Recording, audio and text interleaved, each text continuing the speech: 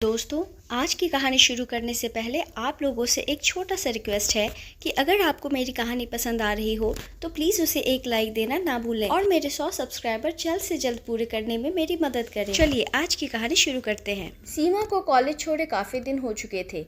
एक दिन वो एक मॉल में कुछ सामान खरीदने के लिए गई। तभी वहाँ उसे कॉलेज का एक पुराना दोस्त अमन मिल गया। अमन ने सीमा को देखते ही कहा, ओह हेलो सीमा, कैसी हो तुम? कॉलेज छोड़ने के बाद हम सभी दोस्तों को भूल ही गए। सीमा ने थोड़ा शर्माते हुए कहा, नहीं अमन, दरअसल मैं किसी को भी नहीं भूली, बस मुझे टाइम ही नहीं मिलता। तभी अमन सीमा को ऊपर से लेकर नीचे तक घूर कर देखने लगा और सीमा को देखकर वो अपने मन में ये सोच रहा था कि वाह कितनी सुंदर है सीमा, इसका तो नंबर लेना ही पड़ेगा। वैसे सीमा शुरू से ही बहुत भोली लड़की थी और ये बात अमन जानता था और अमन कॉलेज टाइम से ही बहुत ही फ्रॉड लड़का था, लेकिन ये बात सीमा को बिल्कुल नहीं मालूम थी। तभी अमन ने सीमा से कहा कि चलो एक कप कॉफ़ी पीते हैं।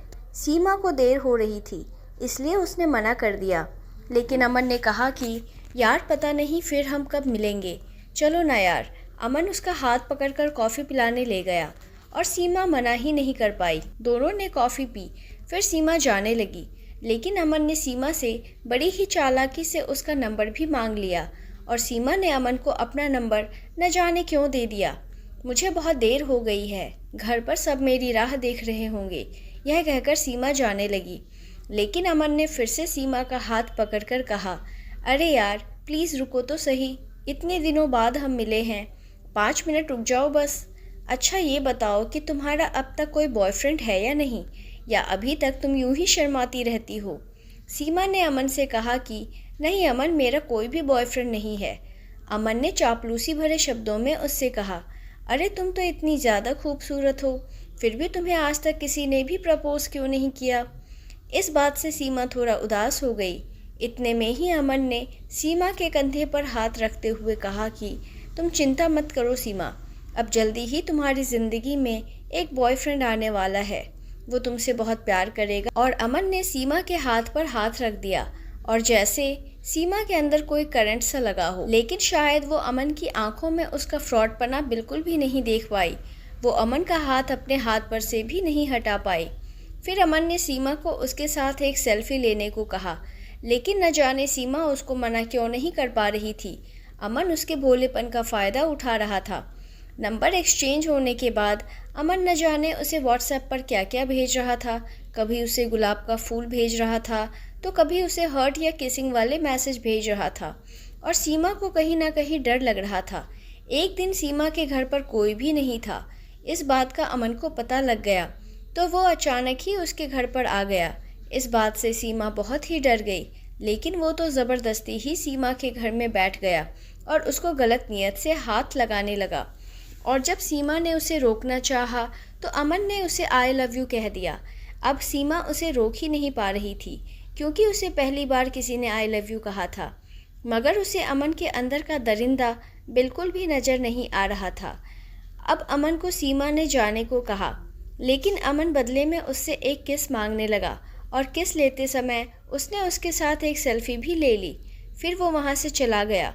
सीमा को बहुत ज़्यादा डर लग रहा था, लेकिन उसने अमन के बारे में अपने घर वालों को कुछ भी नहीं बताया।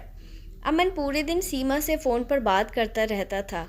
एक दिन अमन ने सीमा को एक होटल में आने को कहा, लेकिन सीमा ने उससे कहा, अमन तुम मुझसे एक बार शादी कर लो, फिर चाहे तुम मुझे कहीं पर भी घुमाने ले चलो, मैं चलूँगी।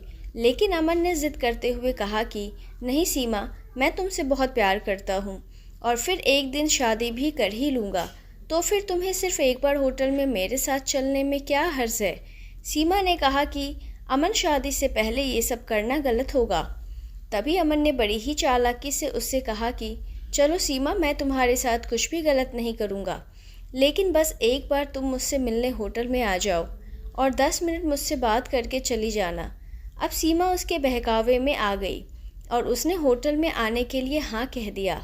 और तो और उसने अपने घर वालों को भी कुछ नहीं बताया और एक दिन वो अमन के बताए होटल में पहुंच गई।